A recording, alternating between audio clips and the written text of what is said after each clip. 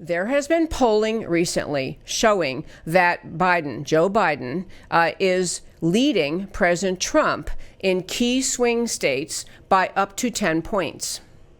And so I'm going to just remind you, when Biden did his announcement rally, he first of all, I'm pretty sure, did the announcement on video, so there's nobody there. And then the first rally he had a tiny crowd.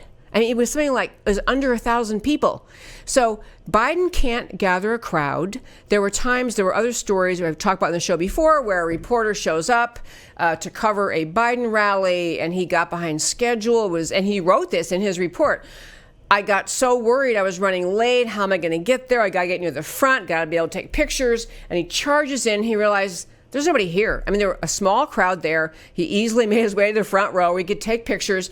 And how the cameras in the Biden rallies always stay focused on him. They never pan back to show the massive audience because there never is one. However, having said all of that, there is some bad polling data out relating to whether or not President Trump will win re-election.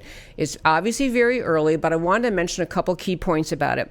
Number one, remember how wrong the pollsters were in 2016. Polls are only as good as the audience, as a selection of the people polled, whether those people are representational of actual voters. But even given that, there was a story out about how President Trump had pollsters on his team. His internal campaign team hired pollsters, did some polling, and discovered some not good numbers. He was behind Biden.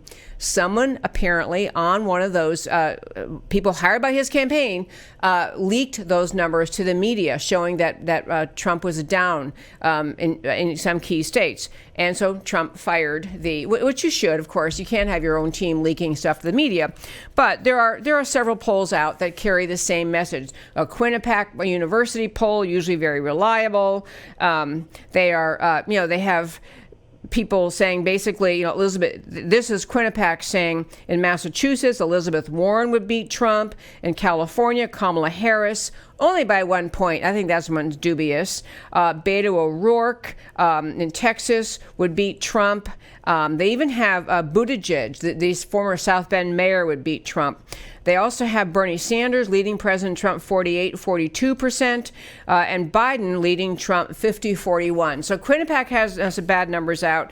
The GOP is getting nervous about that. But there are some recent numbers saying that Trump is already kind of cutting into Biden's lead in the very key swing states of Wisconsin, Michigan, and Pennsylvania. I don't want to blithely dismiss these polls because it is of concern. When you look at our economy, you look at our strengthened national security situation, you look at the jobs coming back, you look at the wholesome, amazing economy, you look at the economy, best employment numbers for women, African Americans, Hispanics, Asians, all these numbers, people are working. And people always say at the end of the day, people vote their pocketbooks. Well, it can seem alarming that there is not the just obvious, Trump ahead, he's got it won, cakewalk kind of polling numbers, but they aren't there right now. But I want to raise, I guess, at least 3 points. Number one, President Trump's campaign manager for 2020, this guy, Brad Parscale, he dismissed all the polling. He said polling is the biggest joke in politics, and basically said it's impossible in the modern world to get accurate polling based on who actually votes. Second, just keep in mind what happened in Orlando. You had, as I said, 20,000 people there, 40 hours wait, 120,000 requests of people to come, wanted tickets, and CNN, having a hissy fit and leaving, is down basically 30% in their viewership. So even though CNN, moans and whines and complains and shoots arrows at Trump, no one's listening to them. The last thing I'll say, within the 24 hours after the campaign ended, the rally ended, in fact, it's not even 24 hours, less than 24 hours, the Trump campaign raised an additional $24.8 million. People heard the rally and they liked it. And if you watched the rally at all, you saw that the enthusiasm for Trump is is through the chart, is off the charts. So I want to just, we're got to get to why it matters to you, but I want to say this about polling numbers. It is incumbent on the average Joe American, on you and me and everyone we know, to be advocates for this upcoming election, because the media is against Trump, and because the whatever he does or says is contorted and lied about, and he is a non-traditional candidate. He does not speak in a way, in fact, there was polling out saying that the majority of Republicans find the way President Trump speaks to be kind of off-putting. We have to be the spokespeople, you, I, everyone who cares about this country, for what has happened, the tremendous progress in this country under President Trump. We have to be persuading our friends and our neighbors.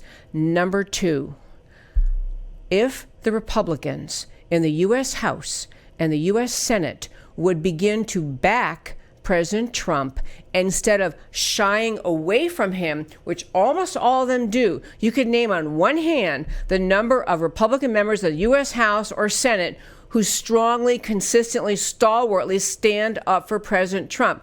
I think Trump's numbers would be much better. He would look better in various states and to his own voters had there been support from the Republicans in the House and the Senate for President Trump. You need to urge your congressman, your senator, to do that, to step up. The idea that Trump pretty much had to fight alone with, I'll give a few exceptions in the U.S. House, Jim Jordan, Mark Meadows, Matt Gaetz.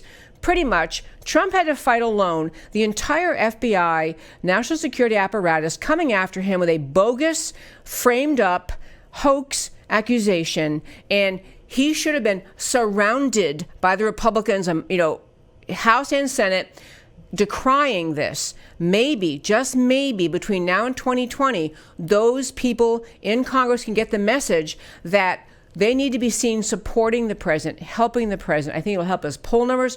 It'll help the perception. But really, I think, at the end of the day, with all of this polling, which is always unreliable and always depends who they ask and all that, I don't think a sane person could take a look at that rally that happened in Orlando and decide, I don't think Trump's in trouble. The people are happy with him.